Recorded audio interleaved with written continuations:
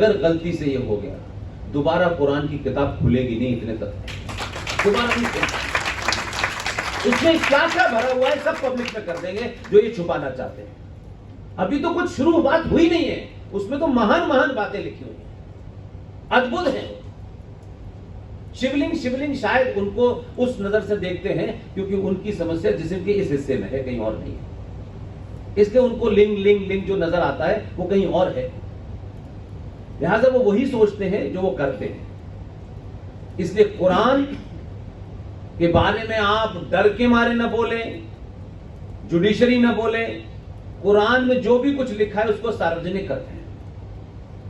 हमने बिना डर के हमारे जितने भी ग्रंथ थे, चाहे वो महाभारत हो या रामायण हो, जब इस दुनिया में विजुअल दौर आया, हमारे अपने लोगों ने ही रामायण भी बनाई और पब्लिक में दिखा दिया। हम नहीं शर्माए कि भगवान राम के पिता की 3 पत्नियां, हमें कोई शर्म नहीं। जो भी ये सब सामने है, महाभारत का भी सामने है, रामायण का भी सामने है। मैं बार बार हर जगह अपील करता हूं कि ए ईमानदार मक्कार मुसलमानों, तुम एक काम करो, ये जो हिंदू है बेचारा, इसको इस्लाम के बारे में नहीं पता, ये अरबी जानता नहीं, अरबी तुम ही पढ़ के आए हो, हमने तो पढ़ी नहीं है।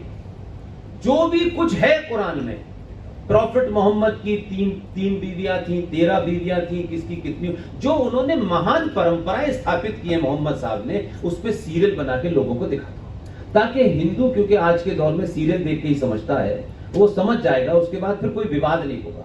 लेकिन जैसा भी तुम चाहते हो वो बनाओ, लेकिन वो बनाने की हिम्मत नहीं है। इनकी अजीब दास्ता है, कहते हैं कि मोहम्मद की कोई तस्वीर नहीं है, तो चलो आप कह रहे हो मान लेते हैं। उन्होंने तस्वीर के बारे में फरमाया क्या, कहते हैं कि उनकी कोई तस्वीर नहीं होगी। उन्होंने तो यहां तक फरमाया कि मेरी कब्र नहीं होगी, क्योंकि कब्र होगी तो लोग पूजने लगेंगे, तो उनकी तो कब्रें भी नहीं है, इसलिए इस्लाम में कब्र हराम है।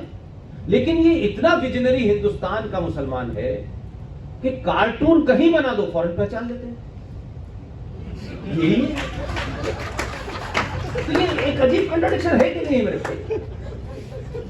खुद बताते नहीं है, दिखाते नहीं है, और कार्टून दुनिया में क्यों कहते? यही तो है, और फिर शुरू हो जाते हो मार पीटना, तुम्ही ना, हमने तो बनाया नहीं, हमने तो कार्टून में लिखा भी नहीं कि ये वो है, तुम ही पहचान लेते हो। तो आप जिस दौर में रह रहे हैं, इस दौर में कोई आपको गाली दे के भाग जाए, कोई डरा के भाग जाए, ये थोड़ी देर के लिए हो सकता है।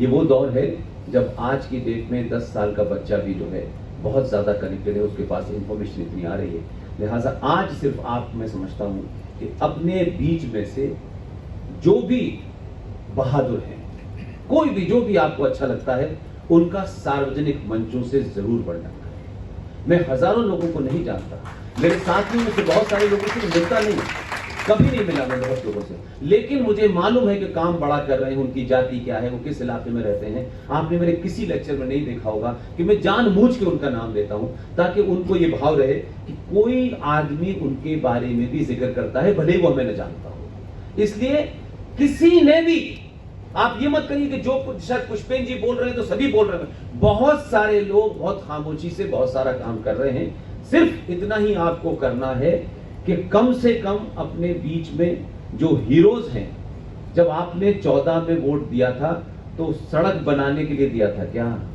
या गुजरात के विकास वीर सिंह चौहान को दिया था क्या?